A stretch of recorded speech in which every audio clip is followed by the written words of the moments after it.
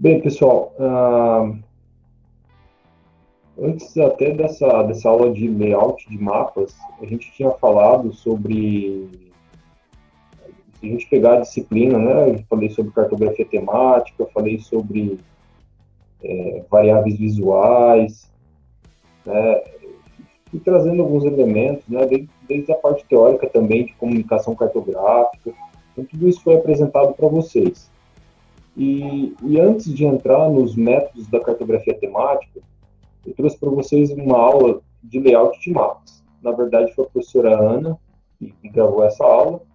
E, e eu vou passar para vocês, então, rapidamente, o material dessa aula. E eu também vou trazer alguns slides a mais que complementam e trazem alguns detalhes a mais com relação ao layout de mapas. Tá? Então, aqui a professora Ana trouxe a definição de cartografia como arte, ciência e tecnologia de fazer e usar mapas. Então, a ideia, os mapas eles são instrumentos de comunicação visual.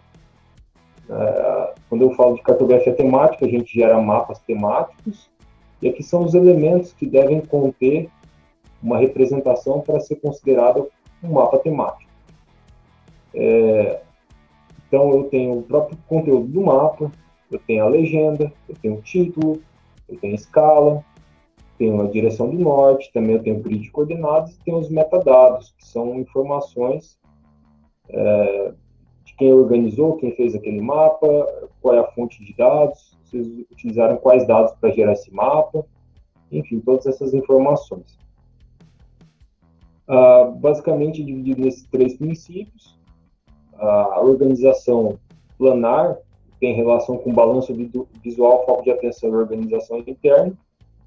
Para o balanço visual, né, a gente tem que tem um principal ponto que é com relação ao centro óptico e o centro geométrico. O centro geométrico é bem o centro do mapa, que é aqui onde eu estou colocando o mouse. E o centro óptico ele é um pouco acima do centro geométrico, que é onde, em geral, o nosso olho ele vai se fixar. Tá? Então, se eu olho qualquer tipo de papel, em geral, a gente não vai olhar para o centro do papel, a gente vai olhar um pouquinho para cima do centro geométrico desse papel, que a gente chama de centro óptico. Tá? Então, a ideia é que todos esses elementos eles devem ser organizados de modo que sejam balanceados visualmente ao redor desse centro óptico. Tá? Essa é a característica. Então, tem um aspecto, quando eu falo de peso visual, em geral a gente dá um peso visual maior para a parte de cima e também para o lado direito. Então, por isso que na parte de cima, em geral, a gente coloca o título do mapa, que é algo importante, e do lado direito, em geral, a gente coloca a legenda do mapa. Tá? Então, essas são questões que são importantes em virtude desse peso visual. Então, os elementos eles vão se posicionar no mapa, a gente tem que tomar como referência isso daí. Nem sempre é possível, mas, em geral, sim, é possível e diria que é necessário para uma boa obtenção do conhecimento. Tá? Aqui são aqui a questão de tamanho, inclusive, né, em que a gente tem que aproveitar o tamanho desse mapa ao gerar dos elementos, né, então tem essas características. Aqui é algo importante, nosso olho ele sempre parte da esquerda para a direita, de cima para baixo, sendo que a principal atenção vai se dar no centro óptico, não no centro geométrico, que é um pouco acima, certo? Do centro geométrico. Então, essa é a característica. Então, por isso que, em geral, o título está na parte superior. Eu tenho um mapa bem na parte central. E a gente tem a legenda ficando aqui no canto inferior direito. Tá? Essa é a característica, em virtude que a gente tem esse hábito, tem essa característica de observar da esquerda para a direita e de cima para baixo. Tá? Essa é a característica do nosso foco de atenção. Então, sempre a gente faz uso disso daqui na hora da gente gerar um mapa.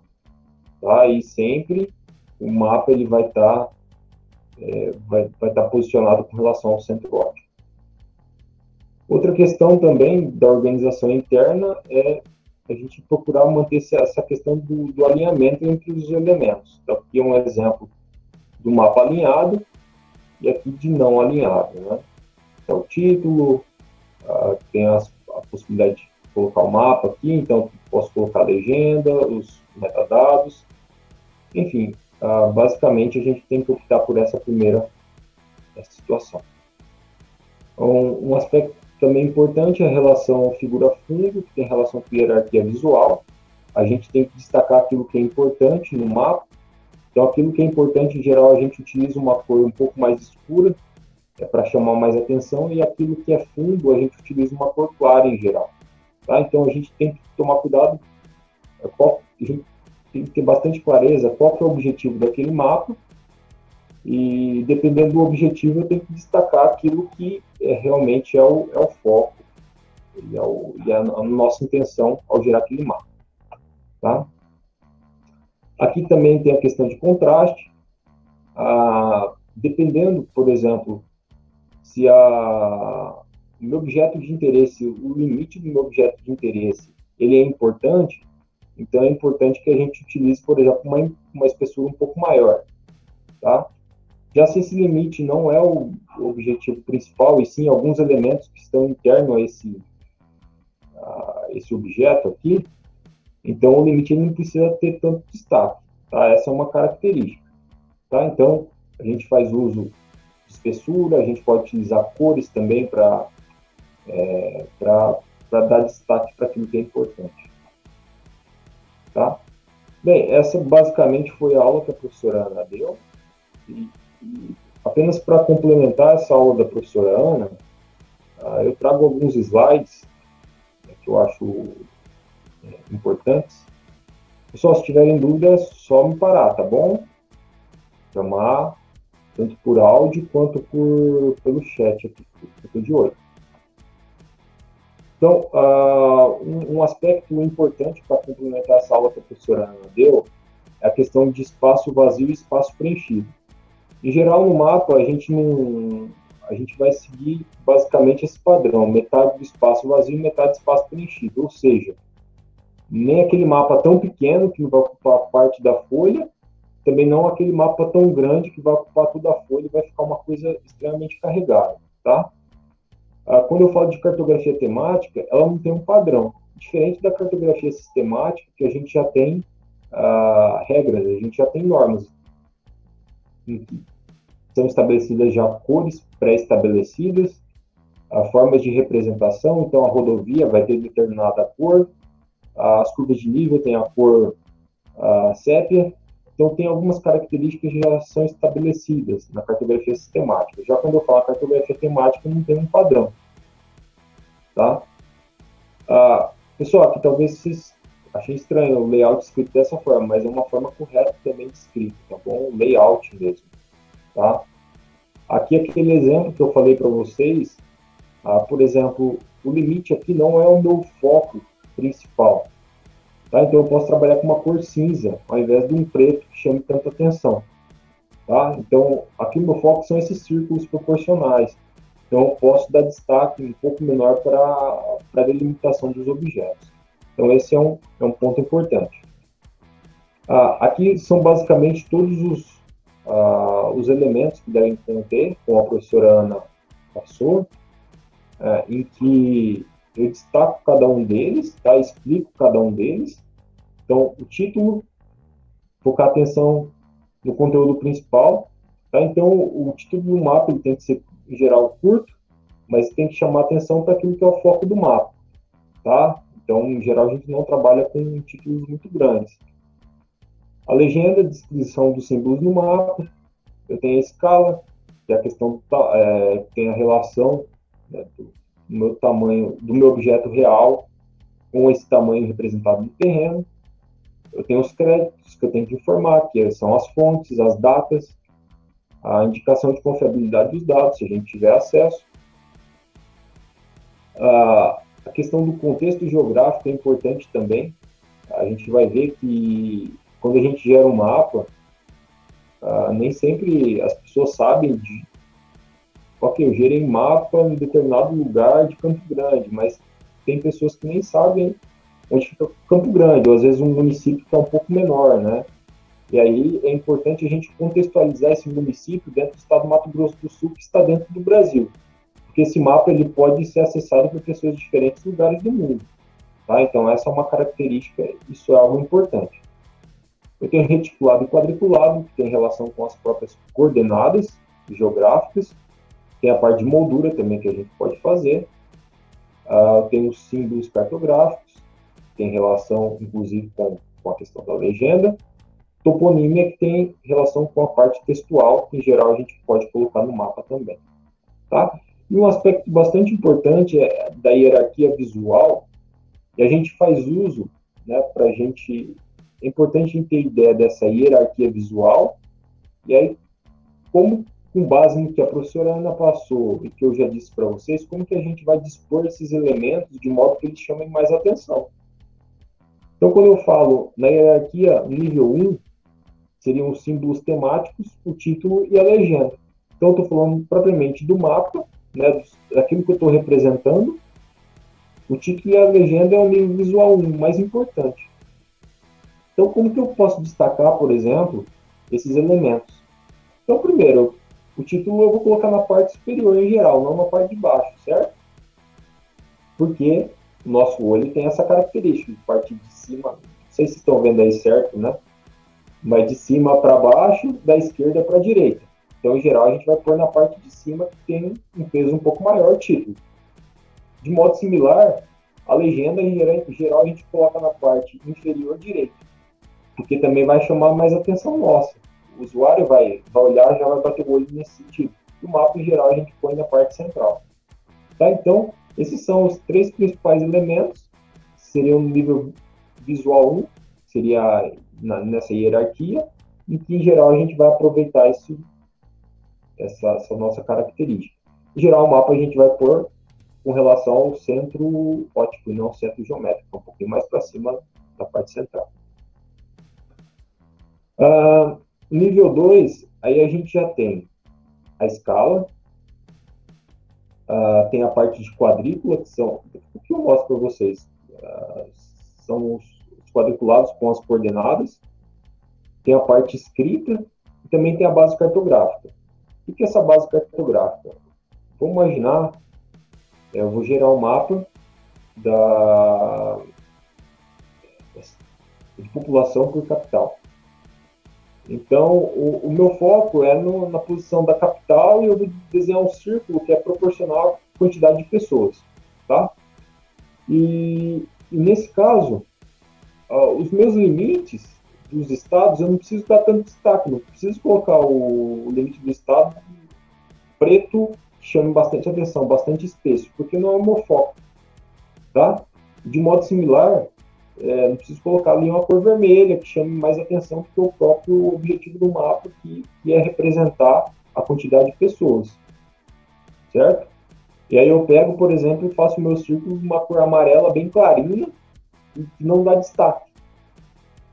Certo? Então isso acaba tirando a atenção daquilo que é principal.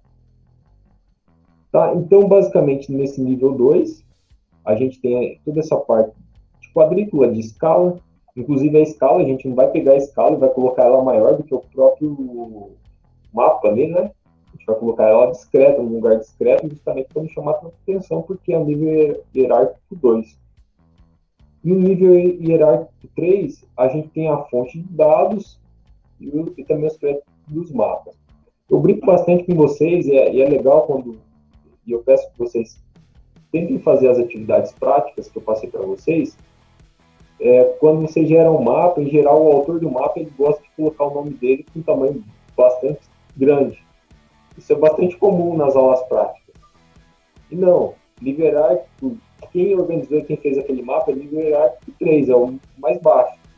Tá? Então, o seu nome não tem que ficar maior do que o próprio título do mapa. Entenderam?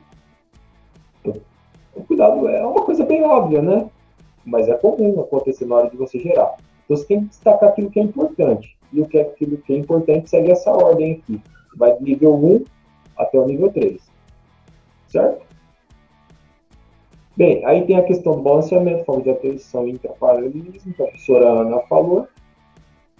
Aqui a questão do centro óptico e do centro geométrico, tem essa característica que a gente já viu, já foi mostrado para vocês. Também do interparalelismo, que também foi mostrado já para vocês. E aqui tem um exemplo de mapa, em que tem é interessante quando a gente vai gerar um mapa, né? Nem sempre a gente coloca da forma como, teoricamente, seria o mais adequado, né? Aqui eu trago até esse exemplo de mapa e a gente poderia inverter algumas coisas aqui. O título, ok, na parte superior. Eu tenho um mapa aproveitando aqui mais na parte central, ok. Eu tenho os créditos, as referências aqui na parte inferior esquerda, também não chama tanta atenção. Mas aqui eu inverteria, por exemplo, nesse caso, a própria legenda com o mapa de localização. Porque o mapa de localização, nesse caso, ele está chamando mais atenção do que propriamente a legenda. Certo? Eu, nesse caso, não sei se estão entendendo, um minutinho só.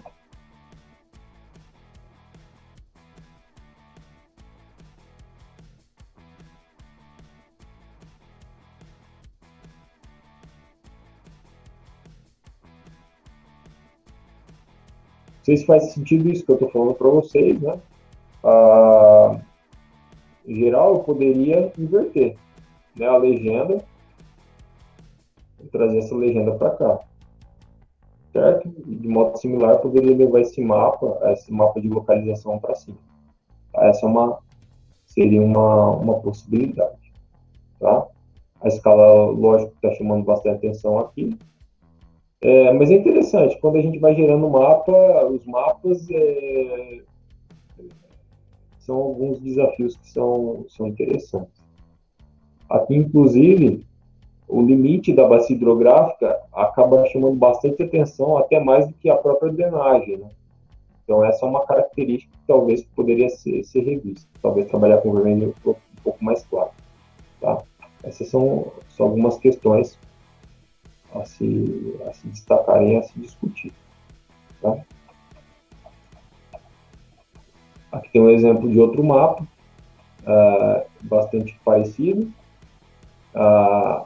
Aqui, um aspecto que também segue basicamente essa mesma organização.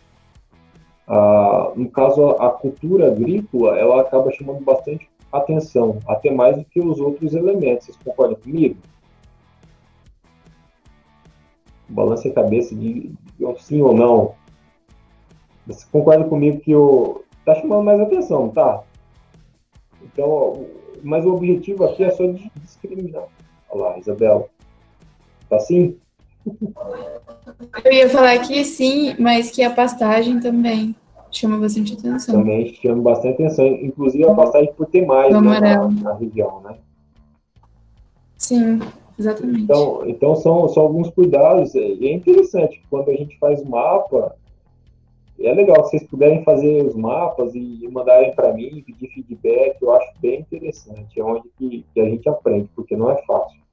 Tá? Porque você tem que lidar com muitos elementos, com muitos objetos, e às vezes na escolha da cor, algumas questões não é tão simples, tá? Bem, é isso. Com isso a gente conclui essa parte de layout, né? Inclusive tem uma atividade prática que foi dada para vocês também nessa parte de layout. Não sei se vocês chegaram a dar uma olhada. Só que é um layout que foi feito muito simples, só para mostrar para vocês as ferramentas que existem, né? Com relação ao mapa de regiões do Brasil. Se vocês puderem, depois da aula de hoje, né, sobre layout, vocês puderem fazer esse mapa, gerar o layout, tentar seguir um pouquinho dessas orientações que eu dei para vocês, é uma atividade bem interessante, sabe? E puderem mandar para mim, eu ficaria feliz em receber e dar o feedback para vocês. Tá? Professor, essa atividade ela está no vaso? Não, ela está lá no... Deixa eu ver lá no... Está no próprio WhatsApp da disciplina, Fábio. Da cartografia? Na descrição do grupo. Ah, tá. Ela tá naquele docs. Tá naquele docs. Eu ia fazer a mesma ponderação do Fábio, professor. Eu não tinha visto nada no Classroom. Entendeu? Abre uma janelinha lá para nós, professor. De repente fica até mais fácil, porque tudo que é atividade que está no Classroom, pelo menos eu encaro como uma obrigação. Tenho que ler, tenho que ver, tenho que assistir, tenho que passar para frente, entendeu? Acho que de repente... Não, tudo bem. Eu posso colocar para vocês lá, é que não é obrigatório, né? Mas é uma coisa que já fica tudo organizadinho lá, né? Mas passo para vocês, sim, numa boa. Deixo lá bonitinho. É uma atividade prática interessante de fazer, tá? Não é tão complexo, não. Tá? Pessoal, dúvidas com relação a essa parte de layout? Tranquilo? Maravilha.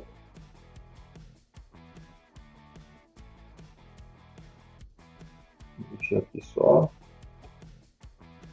A dúvida é na hora de mexer nas ferramentas para fazer o mapa. Isso eu coloquei lá, Fábio. Inclusive está lá no próprio. Lá a gente. É um vídeo bem simples que foi o Lucas que fez, que ele nem se preocupa com cor, com nada, sabe? Ele pegou e fez, mas mostrou todas as ferramentas, onde adiciona escala, onde adiciona o título, onde adiciona o mapa. Então ele foi colocando passo a passo, é só seguir lá que não é complicado de fazer, sabe? Não é mesmo. Talvez um detalhezinho ou outro, mas na segunda vez que você faz, eu acho que pega fácil, tá? Não é complicado. Tá lá no próprio grupo do WhatsApp, na descrição. Pessoal, vocês estão vendo aqui método de representação da cartografia temática? Ótimo. Bem, esse conteúdo foi da aula passada.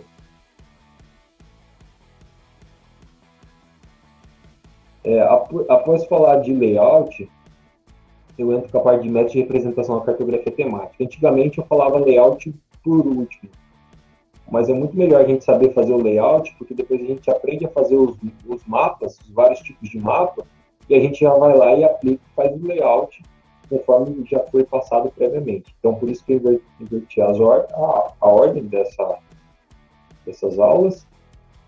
Bem, o método de representação da cartografia temática, de uma forma geral, ele é dividido em representações qualitativas, ordenadas e quantitativas, em que os meus objetos eles são representados por ponto linear.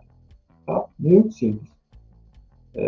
Conforme, né, se a gente pegar lá a própria propósito da cartografia temática, ressalta essas três relações fundamentais, as quais são diversidade, o aspecto qualitativo, a ordem, que são as representações ordenadas, e, por fim, representar a quantidade e proporção, que são as representações quantitativas.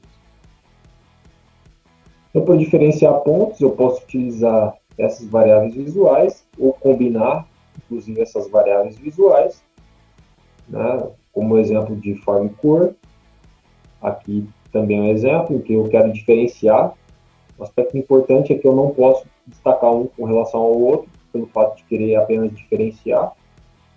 Aqui um exemplo, dei um contra-exemplo, na verdade, de como não se faz, em virtude de eu dar destaque em elementos que, com relação a outros, e a própria dificuldade de eu ver o gás natural aqui em branco, é extremamente difícil de enxergar nesse mapa, pelo menos para mim, não sei para vocês, né, se está complicado, né? Então, são algumas questões bastante simples e que fazem diferença, tá? Também, basicamente, para diferenciar elementos, eu posso utilizar símbolos pictóricos, geométricos ou alfanuméricos. Aqui tem um exemplo de símbolos pictóricos, em que a gente tem aqui algo bastante detalhado e bastante parecido com a própria realidade, ali, que representa muito bem a realidade. E quanto mais detalhado, menor a necessidade de, inclusive, aparecer numa legenda, né? Essa é uma característica. lógico que pelo fato de ser bastante detalhado, muitas vezes acaba ocupando um espaço até maior no mapa do que ele realmente é, né, quando eu aplico a questão da escala. Essa é uma característica. Ele não apresenta exatidão posicional tão grande, pelo fato da própria representação não ser algo geométrico, em que se tem um centro geométrico ali muito bem estabelecido. Diferente de um retângulo, de um quadrado, em que eu tenho um centro geométrico, que pode ser a posição central do meu próprio elemento. Diferente daqui dessa representação desse mundo. São alguns elementos que são fáceis de entender, difícil de desenhar, com um espaço grande e apresentam uma inexatidão posicional. Já os símbolos geométricos já tem uma posição, uma exatidão posicional maior, no entanto, eu não consigo identificar o que é cada coisa. Então, por isso que tem que ter a legenda no mapa, com esses elementos. Professor, então, pode falar, Fernando. Vamos lá. Eu vou para a sua pergunta lá. A pergunta do exercício proposto, e eu confesso que hoje foi um dia daqueles para enfrentar isso aí. Primeiro eu fiz aquela pergunta lá no grupo e depois eu me enrolei. Eu acho que agora a gente desenrola. O senhor fala em 9 métodos da cartografia temática. A minha pergunta é o seguinte: os 9 métodos é o ponto, linha e área, e cada uma delas na representação qualitativa, ordenada e quantitativa? Ou, por exemplo, essa representação do alfanumérica, dos símbolos, dos desenhos pictóricos são também métodos da cartografia temática? Isso, é bem isso, Fernando. Esses 9, quando eu falo, representações qualitativas, ponto linear, dá 3. Representações ordenadas, ponto linear, dá 3. E completamos as 9 com as quantitativas. E aí, dentro da qualitativa, que é o que eu estou abordando agora, aí eu posso misturar essas variáveis visuais, mas associado a isso, de pontos diferenciados ainda, tá? Ok? E quando eu falo de variável visual, forma, entende? Então aqui, ó, tá aqui dentro. Tá. Para diferenciar pontos dentro da forma. Essa forma, ela pode ser... Os símbolos pictóricos,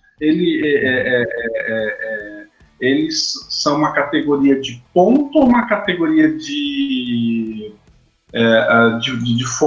forma, professor? Ela é uma de área, desculpa, de ponto ou de área? Em geral, nesse caso, é de ponto, tá? É de ponto. Então, quando aqui você pega um... Porto é um ponto. Exato, mas aí, por exemplo, a forma de representar aqui, eu estou representando como um ponto, o avião aqui, embora seja uma área desenhada aqui, você concorda? Mas, em geral, essa área do avião não corresponde à área do aeroporto. É diferente se você quer representar exatamente a área do aeroporto, sabe? Aí você tem que desenhar o aeroporto, que não vai ter esse formato do avião, e aí você representa, em geral, com uma determinada cor, que fala, ó, aqui é o meu limite do aeroporto. Tá? Aí seria uma representação um pouco diferente, né? Aqui, mas é uma questão... eu tenho aqui, o aeroporto seria um ponto central desse aeroporto, entende? Ok. Tá? Os pontos pictóricos seriam as simbologias, né, professor? Exatamente, são esses símbolos aqui, Fábio. Tá? Mas isso é dentro, então tem a representação qualitativa de ponto e a variável visual forma, tá? Mas aqui eu estou usando forma, eu posso trabalhar com diferentes cores também, entende? É possível, tá? Eu posso mesclar as cores. E aí, quando eu falo de forma, eu posso trabalhar com a parte pictórica, com a parte geométrica ou com símbolos alfanuméricos também. Tá? O geométrico, esse exemplo aqui, certo? E aqui está o exemplo dos alfanuméricos. Isso para representações qualitativas, pontos, certo? Qualitativo ponto, a gente tem essa característica.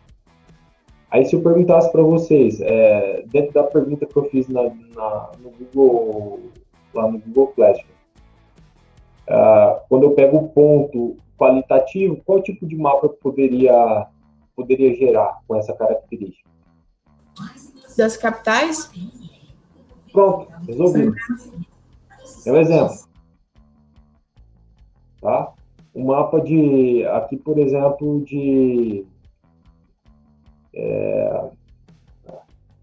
pois é, aqui tem inclusive mapas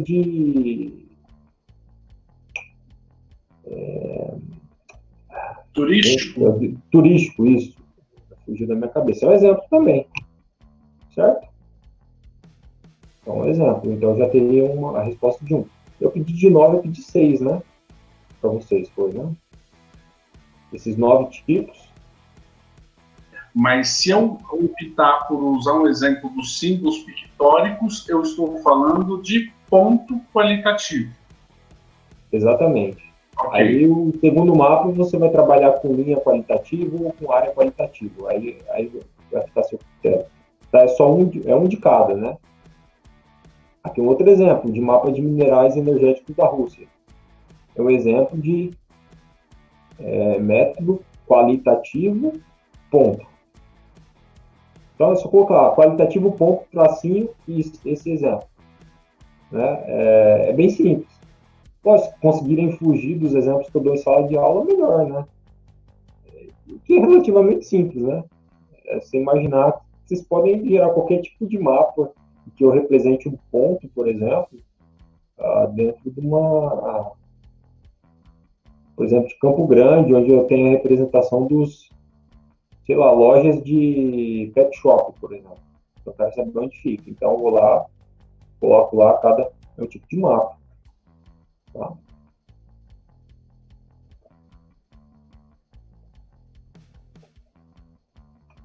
Pessoal, aqui é só questão do pictórico, tem alta iconicidade, que é bastante parecido com o próprio objeto, diferente do geométrico, que tem nenhuma iconicidade, por isso tem que aparecer na legenda.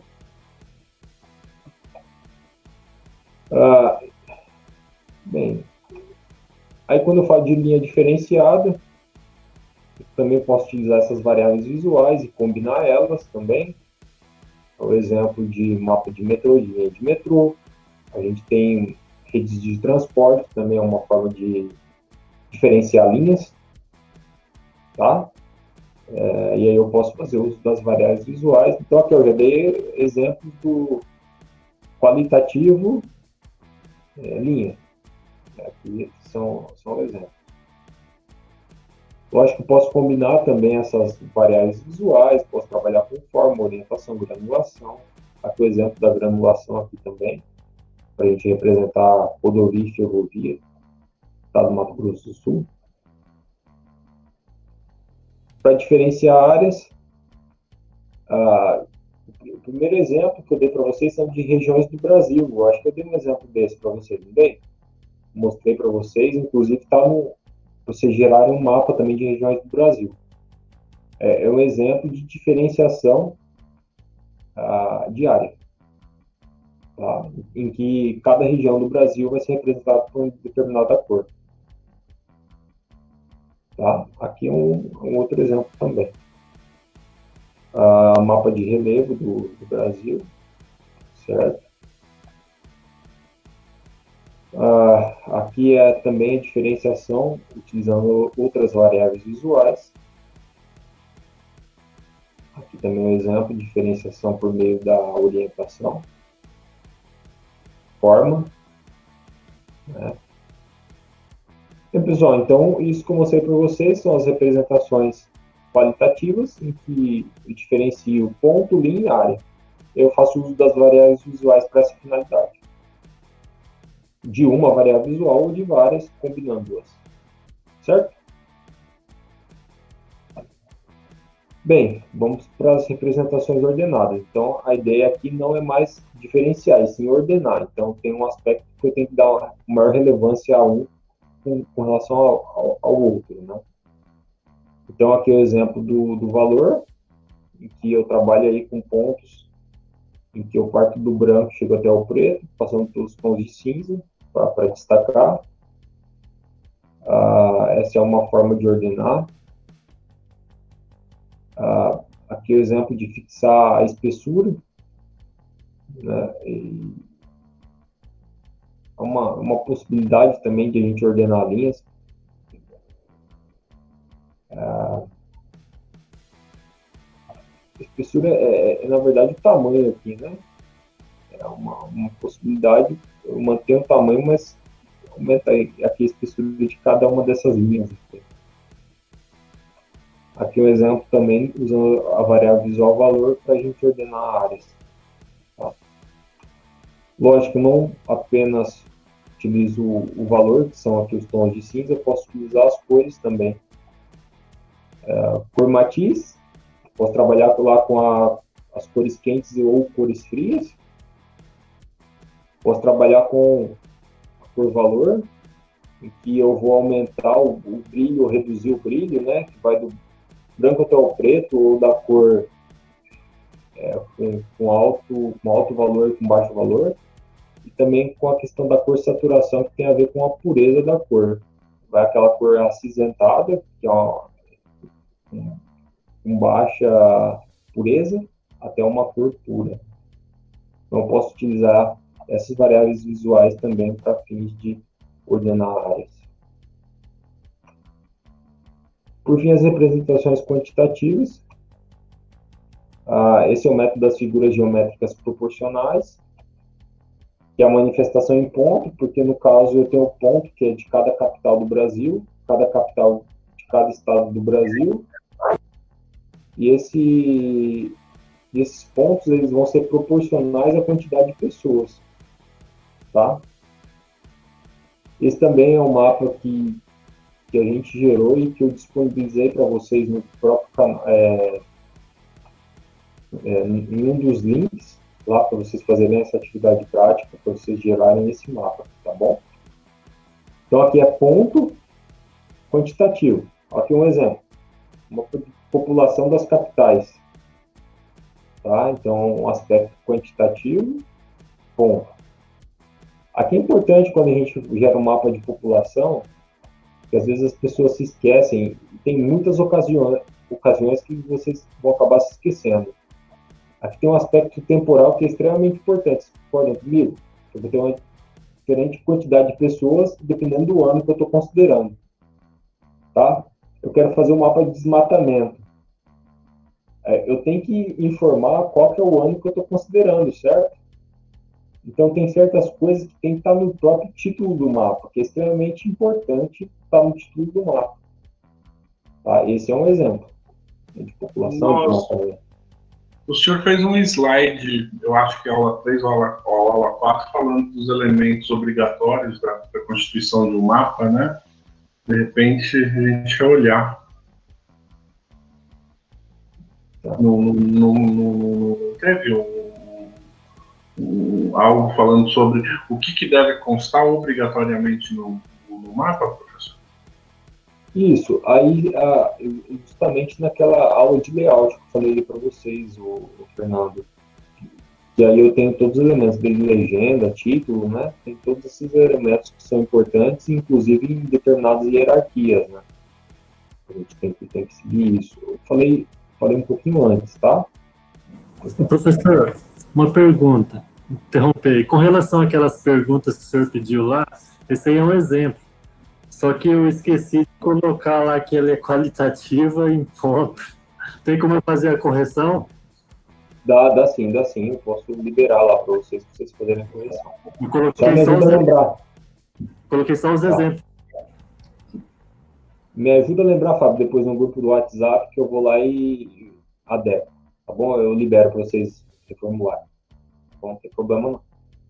É porque não ficou claro, né? Se tiveram dúvida, né? Não ficou tão claro. Tem um mapa de círculos concêntricos em que eu trabalho com diferentes datas, e aí aqui a gente vai vendo a expansão ao longo do tempo, né? Tem os anos que representam diferentes cores. Então esse é um exemplo também, representação quantitativa por ponto. E aqui também é um exemplo de quantitativo por ponto, em que, na verdade, um ponto, que é a localização, eu posso trabalhar com círculos, semicírculos opostos, em que eu consigo representar mais de uma variável, né? Que o exemplo que estou representando tanto soja quanto cana-de-açúcar. E aí a gente percebe que mais, por essa representação, a gente percebe que, por exemplo, no centro-oeste, né? Inclusive Mato Grosso do Sul, a gente, nesse exemplo aqui, a gente tem uma produção maior de soja do que de cana, por exemplo. Eu já tenho mais cana mais para a região, para o estado de São Paulo, né? E também aqui na parte do Nordeste. No meio dessa representação a gente tem essa percepção. A gente aprende isso daí, né? Aqui um exemplo também de representação por meio do ponto. Na verdade, é engraçado isso. Na verdade, cada ponto está representando uma quantidade. No entanto, eu estou utilizando pontos para representar um valor por área. Você concorda comigo? Na verdade, eu tenho que contar. Então, aqui eu tenho, vamos para estados que é mais fácil de contar, né? Se a gente pegar aqui, estado que é esse, gente? Aqui bem na borda. É o Acre. Certo? Aqui a gente tem 1, 2, 3, 4, 5. Sendo que cada ponto equivale a 233 cabeças. Vamos arredondar para 200. Tendo 200 vezes 5, vai dar 1000. Certo? Então é como se eu tivesse 1000 animais nessa área aqui, distribuídos nessa área aqui. Então, embora eu esteja utilizando um ponto para representar a quantidade, nesse caso é uma implantação zonal, uma implantação na área, por área. Entende? Uma representação de quantidade por área. Certo? E também tem os mapas de isolinhas. A curva de nível é o principal, em que a gente representa a quantidade por linha. Certo? E cada linha aqui, nesse caso, ela tem um determinado valor. Por exemplo, a declinação magnética, mas isso também pode ser para as curvas de nível. E que cada curva de nível corresponde a um valor de altitude. Tá? Então, essa característica que eu represento quantidade por linha. Aqui, de modo similar, também eu posso representar... Aqui eu simplesmente coloquei um valor, atribuí esse valor para a linha. Mas eu posso pegar a linha também e trabalhar com espessuras diferentes. Em que aqui eu não preciso informar diretamente no mapa, aqui são tantas pessoas, não. Mas a espessura dessa linha, ela corresponde à quantidade. Então eu utilizo a variável visual tamanho, certo? Nesse caso eu utilizo a variável visual tamanho para representar uma quantidade na implantação linear, na linha. Ok, pessoal? Ficou claro? Vocês estão vendo que, na verdade, eu dei aula para vocês de variável visual, dei aula para vocês de forma de representação dos elementos, dos fenômenos, como ponto linear, falei de variáveis visuais, e agora, no final, a gente está misturando tudo para gerar os métodos. Os métodos nada mais é do que, não tem nada de novo, né? E aí a gente aprende a fazer o layout para representar bem esses elementos, desde que a gente aprendeu bem o que é a variável visual, para utilizar para cada coisa. Então, aqui é um exemplo, um mapa de migração, é um exemplo de mapa quantitativo linha. Tá? Um exemplo só trouxe para vocês, mas é um tipo de mapa que eu gosto muito, não, mas mais para fim de conhecimento de vocês, em que eu acabo distorcendo a área em função da quantidade.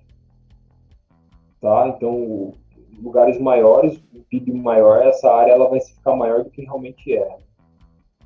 A gente fala de anamorfose cartográfica.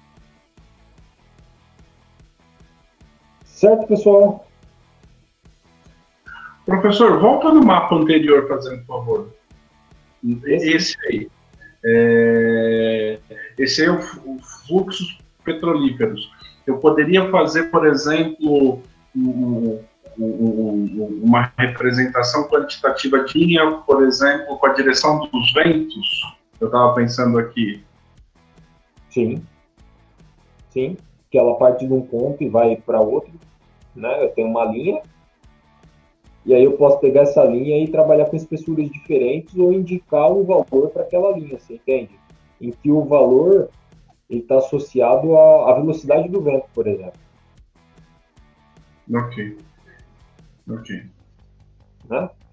E aí eu posso trabalhar com diferentes espessuras ou trabalhar com escrever os valores mesmo lá, né? Ok.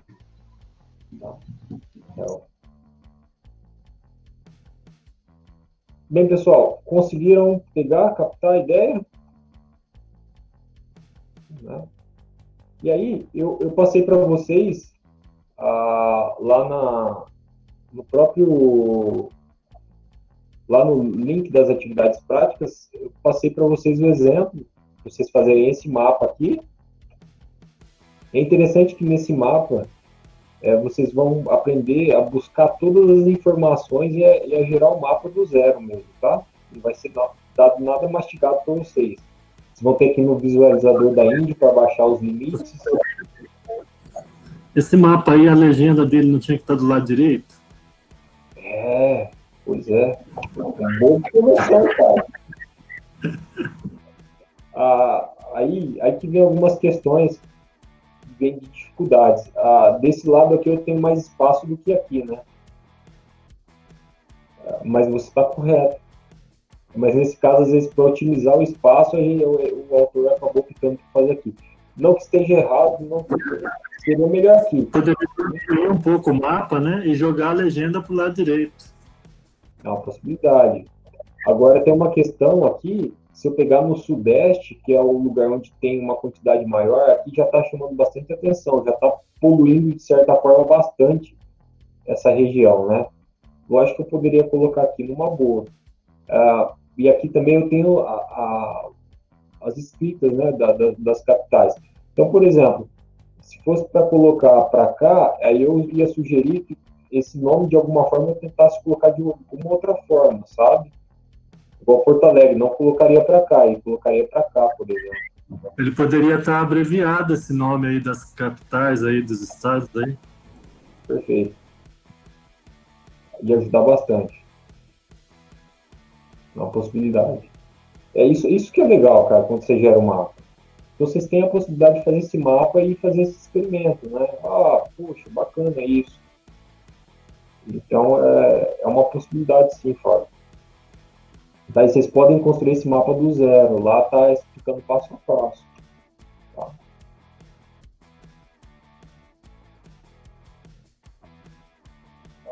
Deixa eu só.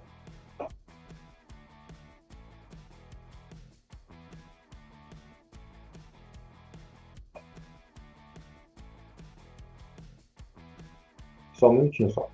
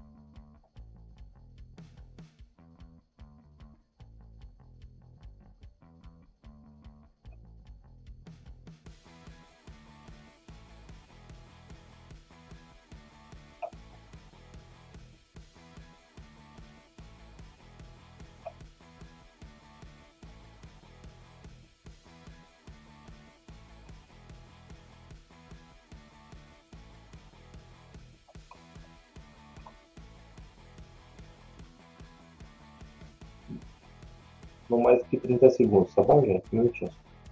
Tá bom.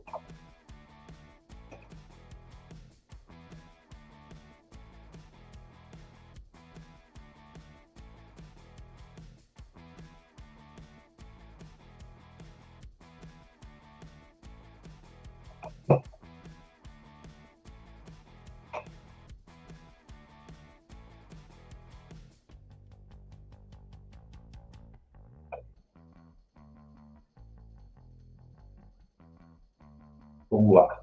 Voltando para a nossa aula. Estão me ouvindo bem? Sim. Ótimo. Bem, pessoal, então, vou falar um pouquinho para vocês do método dos círculos proporcionais. Deixa eu apresentar aqui a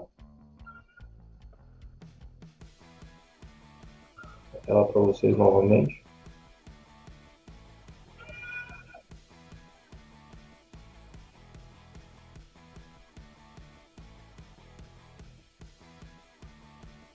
Estão vendo aqui minha tela? Método de círculos proporcionais. Ok. Ótimo. Bem, pessoal, então aqui é o exemplo do mapa de círculos, figuras geométricas proporcionais. E aí, é mais para explicar para vocês qual que é o procedimento para a gente gerar esse tipo de mapa, o que está por trás da geração desse tipo de mapa. Então, um círculo, como que a gente caracteriza um círculo? Né? Se eu pegar um círculo, ele vai ser caracterizado por um parâmetro que a gente chama de raio. Vou pegar aqui uma espessura um pouco menor, vou pegar uma cor vermelha aqui. Vou pegar o ponto central desse círculo, prolongar até a parte, essa linha aqui, aproximadamente, tá, gente? A gente tem um raio do círculo. Tá? Essa é um parâmetro que define um círculo.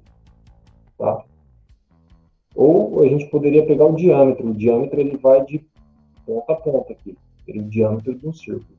Sempre passando pelo centro do círculo. Tá? Bem, e como que a gente faz para gerar esse círculo proporcional? Como que em geral isso é feito? Em geral, eu considero o raio do círculo proporcional à raiz quadrada da quantidade que eu estou trabalhando. Tá? Vamos para um exemplo prático. Melhor, antes de ir para o exemplo prático. Então, se eu tenho uma quantidade que eu estou representando de 4, então o meu raio seria igual a 2, porque raiz de 4 é igual a 2, certo? Se minha quantidade fosse igual a 16, por exemplo, raiz de 16 dá 4, então o meu raio seria igual a 4. Agora vamos para uma situação prática, em que eu quero representar a população por estado. Então, se eu pegar a população de São Paulo no ano de 2011, é de 11.316.000 pessoas. Tirar a raiz quadrada desse valor vai ser igual a 3.363. Esse daqui, na verdade, não tem uma unidade, tá bom, gente, de medida. Tá? E fazendo isso daqui, eu poderia fazer para todas as capitais do Brasil. Tirando a raiz quadrada, né, da quantidade. Tá, pessoal? Isso daqui é só jogar na calculadora que vocês conseguem fazer isso daqui facilmente. Tá? É claro que se eu pegar e considerar isso daqui em milímetros, 3.363 milímetros, ele vai dar 3 metros. Então tem um papel de 3 metros para representar e acaba complicando. Mas se eu pegar todos esses valores e dividir por 200, por exemplo, eu vou ter aí representações que vão desde 16 milímetros até 2,74 milímetros. Ou centímetros eu posso trabalhar também. Tá? E eu tenho aqui representações que são mais compatíveis com o tamanho do papel. Tá? Então, pessoal, basicamente quando a gente gera um mapa, a gente tem que ter ideia dessas proporções. Essas proporções eu sempre calculo com relação à raiz quadrada da quantidade. E além disso eu divido por um determinado valor. E quando vocês forem gerar esse mapa no próprio QGIS, vocês vão ter que dar esse valor de escala aqui, por quanto que vocês vão dividir. Tá? Essa é uma característica e eu peço que vocês façam esse mapa justamente por isso. Tá? Tá? Então, aqui... Prof,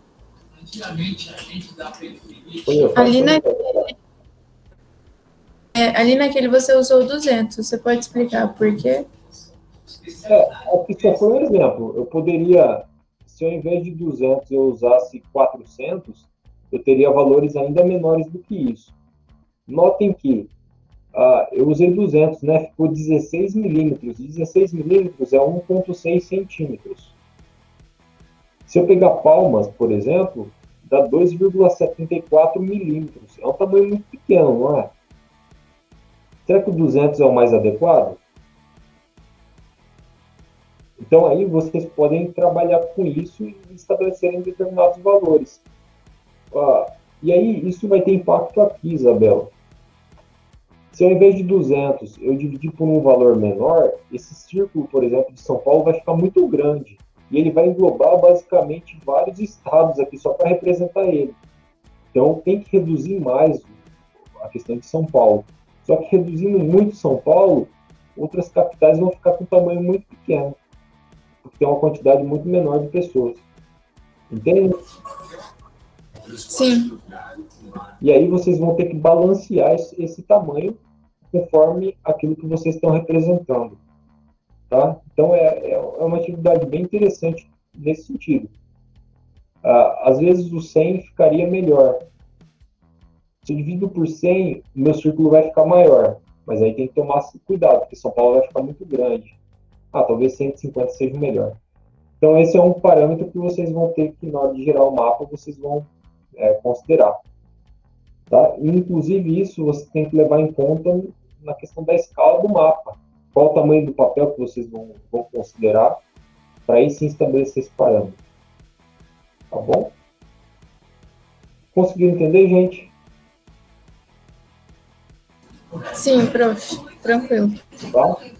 Então, a fórmula matemática que eles utilizam, que está por trás lá no software, é a raiz quadrada do valor da quantidade, dividido por um determinado valor para ficar mais compatível à representação. Tá? Então, pessoal, com relação à novidade, eu queria mais trazer isso daí para vocês. E aí pedir que quem puder que faça os mapas no próprio QGIS, né? A Nayara está aqui, ó, está online, eu também estou disponível, tenho o Lucas para dar suporte nesse sentido. Então, quem tiver a possibilidade de fazer, podem fazer. Uma outra questão,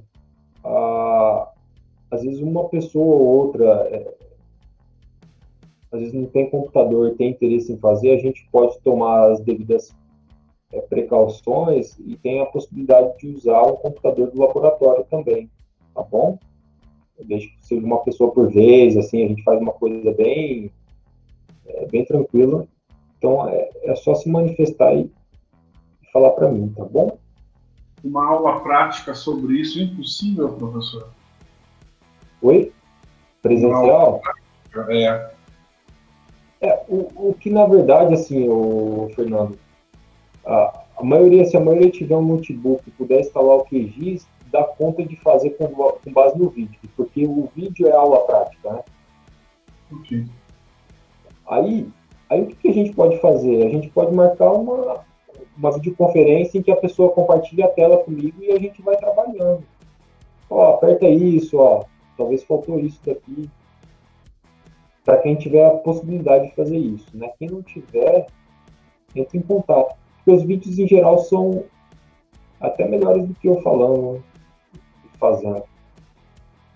Acreditem. Tá, mas para isso vocês vão ter que fazer. Tá, inclusive no grupo do WhatsApp lá da disciplina. Então, pessoal, basicamente a aula de hoje é isso daqui. Professor, que dia que foi postado esse exercício aí?